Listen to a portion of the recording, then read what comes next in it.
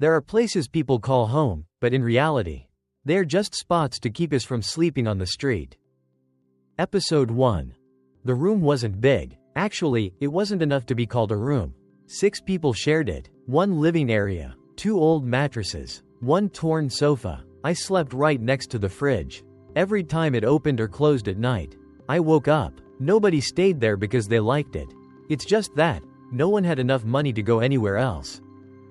In the morning, one would wake up early for work. Another would come home late from a night shift. We avoided looking at each other for too long. Not because of hate, but because everyone was exhausted. Some days I'd study on the floor. Laptop on a cardboard box. Headphones turned down low so I wouldn't bother anyone. This house had no private rooms. Only private corners. My corner was by the window. Drafty. Cold in the winter. Hot in the summer. I taped my schedule up with scotch tape. Every time I looked up, I reminded myself, I'm only here temporarily. Some nights, I heard someone else crying. No one asked. No one comforted. Here, everyone was just trying to keep themselves from collapsing. I realized something very early on. Some places aren't meant for living. They're just places to endure. Only 3 days late on rent. And I learned a lesson very quickly. No one holds a spot for you forever. Episode 2. I was kicked out because I was 3 days late on rent. The landlord didn't yell. No harsh words. They just said, rules are rules. 3 days. To me back then, that meant an entire month of driving deliveries. I asked for more time. They shook their heads.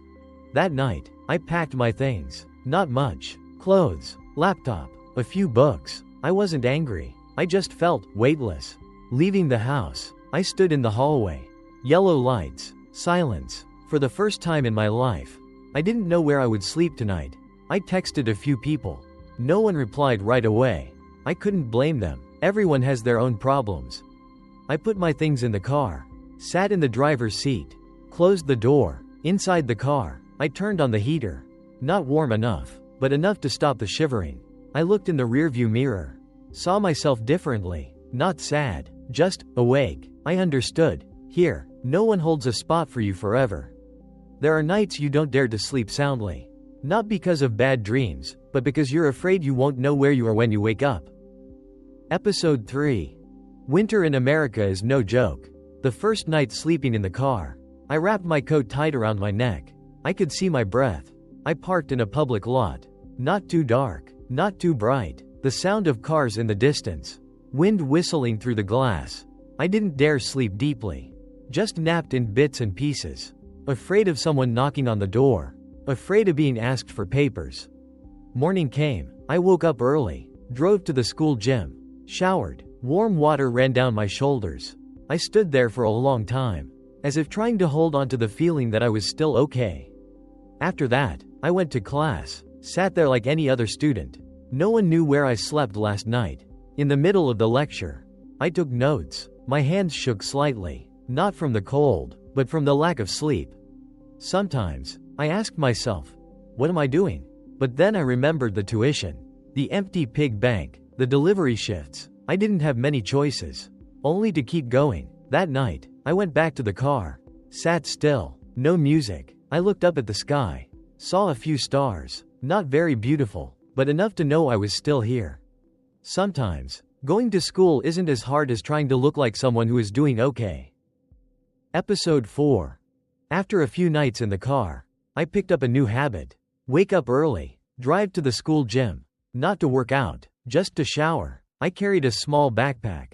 Inside was a towel, soap, clean clothes. Entering the locker room, I avoided eye contact, not because of shame, but because I was afraid of being asked. Hot water ran down my shoulders. I stood still, for a long time, thinking of nothing, just standing. Sometimes, showering isn't about being clean. It's about remembering that you are still a normal human being. I put on my shirt, combed my hair, looked at myself in the mirror. No one knew I slept in my car last night. No one knew I just parked in a public lot. Leaving the gym, I went to class, took my seat, opened my laptop. A classmate asked about the lesson. I answered. At that moment, everything looked normal, but inside, I was holding a very tight rhythm. If I let go even a little, everything would crumble. Some days I asked, why am I enduring this? Then I remembered. It's not to prove anything. It's just, I haven't allowed myself to stop yet. This room isn't beautiful, but it's the first time I have a place to start over. Episode 5. The day I signed my first lease. I didn't tell anyone, no celebration, no photos. I just held the pen and signed my name.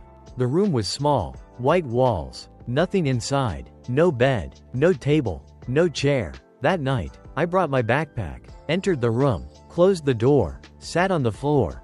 The floor was cold, but quiet. I leaned my back against the wall, closed my eyes. For the first time in a long time, I didn't have to think about where to sleep. No need to worry about parking lots. No need to keep the heater on all night. I remembered the room shared by 6. The torn sofa, the sound of the fridge opening and closing. Remembered the nights in the car, windows fogged by my breath. This room isn't beautiful, but it is mine. I lay down on the floor. No pillow, no mattress, but I slept deeply. The next morning, sunlight filtered through the window. Very gently, I opened my eyes, sat up. No one clapped, no one gave me recognition. Just me, and a place to start over. We're more than just viewers, we're companions. Subscribe so we don't lose touch.